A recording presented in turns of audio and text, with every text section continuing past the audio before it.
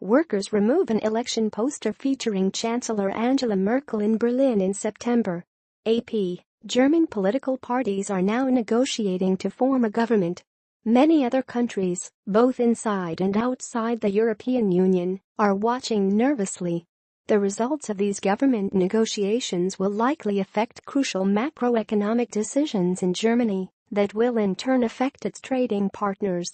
Building a new German coalition government won't be easy. Here's why. Germany's economy is strong. Too strong. 10 years after the economic crisis began, the German economy is booming.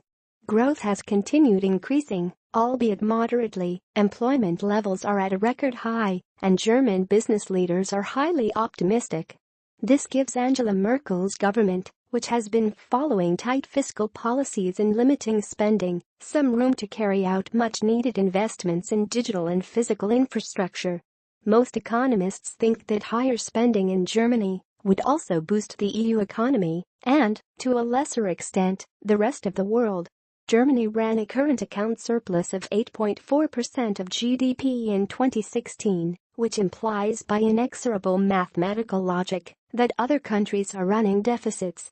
Some of those countries owe a lot of money after the financial crisis, but it is hard for them to grow out of their problems as long as Germany and other North European countries prioritize fiscal rigor over spending. Yes, Germany put a far-right party in parliament. That's not as alarming as you might think. Germany's high and persistent current account surplus means that it has an excess of savings over investments.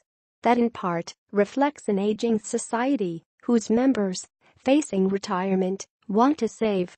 However, German political leaders are more inclined to argue that surpluses are driven by the weakness of the euro, which they say is the result of competitive German goods and the European Central Bank's policies, rather than German politics. Saving less would mean more public and private investment, likely improving productivity in the future. Still, Berlin refuses to take steps to reduce its large savings rate. As was forcefully explained by the political scientist Mark Bly, achieving a balanced budget, black zero, has become the defining indicator of political success for German leaders. This has implications for Europe. The European Commission has called on Germany to take action against rising current account surpluses. But the German government has not responded, even though the size of its surpluses break EU rules.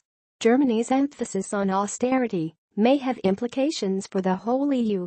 Germany's AfD wants to roll back to birthright citizenship. The right-wing party has the wrong idea. Since the beginning of the European debt crisis, France has sharply criticized Germany's macroeconomic management without much influencing Merkel's policy. Since taking office, the new French president, Emmanuel Macron, has shown impressive diplomatic skill and understanding of Merkel's domestic political struggles. However, Macron's vision for the EU, which he presented publicly 2 days after elections in Germany, would require a higher German financial commitment, including transferring German taxpayers' money to an EU-level finance ministry.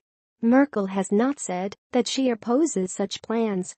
But both leaders know that nudging Germans to accept a stronger commitment to European integration and European spending will depend on how much political maneuvering space the Chancellor will have in her governing coalition.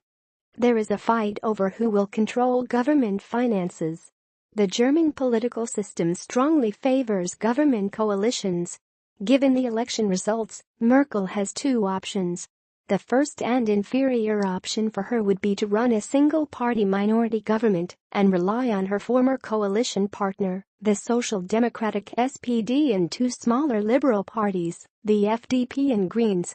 That would allow all of her political adversaries to hold the Chancellor hostage, leading to increased instability.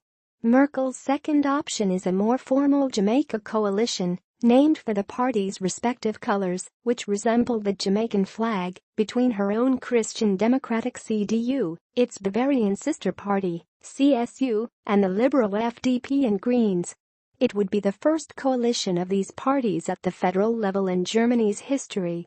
This would have significant implications for fiscal expansion and rebalancing in Europe.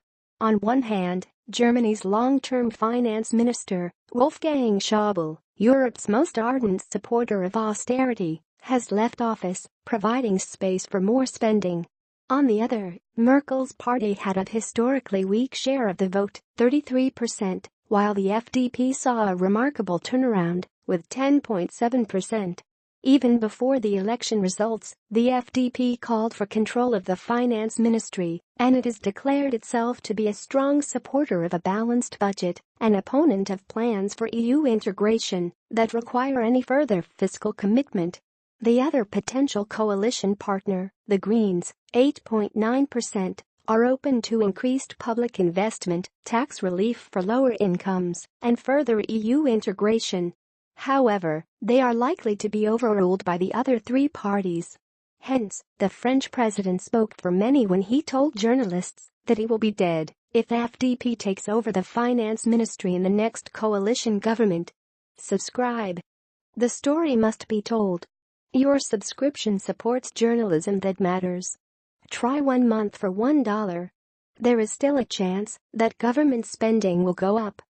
However, no matter how the ministries are allocated, it is possible that spending may go up. Research on parliamentary democracies shows that coalition governments tend to be more spendthrift than single-party governments. This is because they have different spending priorities, meaning that the more of them enter a coalition, the more likely they are to increase government spending. This might mean that each of the four parties can be expected to target as many spending projects as possible at their supporters, since they all want to be re-elected in 4 years. This makes a diversion from a fully balanced budget more likely.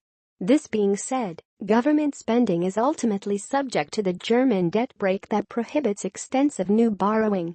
As other research on budget making in EU countries has argued, fiscal discipline works in coalition governments only when the parties agree on spending limits. As well as looking at who gets the finance ministry, people with an interest in German spending policy should look closely at the spending targets laid out in the coalition agreement to be drawn out between now and Christmas. Laura von Daniels is a research associate at SWP Berlin, where she works on transatlantic economic relations. She has published on the role of budgetary institutions in government stability and on sovereign debt crises in emerging market countries. The text solely reflects the personal opinion of the author.